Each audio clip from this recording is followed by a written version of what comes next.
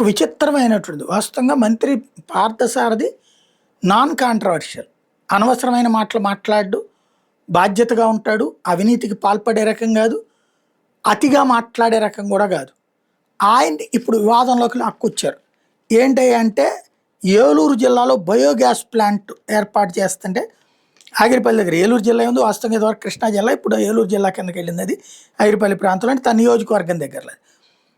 Biogas plant ఏర్పాటు చేస్తుంటే వద్దంటూ 4 గ్రామాల వాళ్ళు అడ్డుకున్నారు.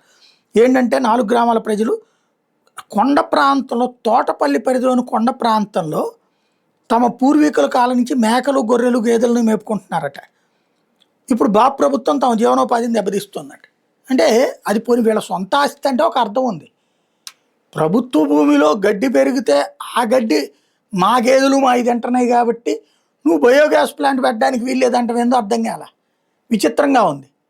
అది వాళ్ళ భూమి ఏదో సొంతం అన్నట్టుగా బిల్డప్ చేయడం అన్నటువంటిది. ఇదేదో వెనకాలండి ఎవరో నడిపిస్తున్నట్టుంది. అది బయట నుంచి వచ్చిన వాడు ఎదగటం చూడలేని సొంత పార్టీ వాళ్ళన్న అయి ఉండాలి, లేదా తమ దగ్గర నుంచి బయటికి వెళ్ళినటువంటి పార్థసారథి సెటిల్ అవుతున్నాడన్న కోపంతో వైసీపీ వాళ్ళన్నా అయి ఉండాలి.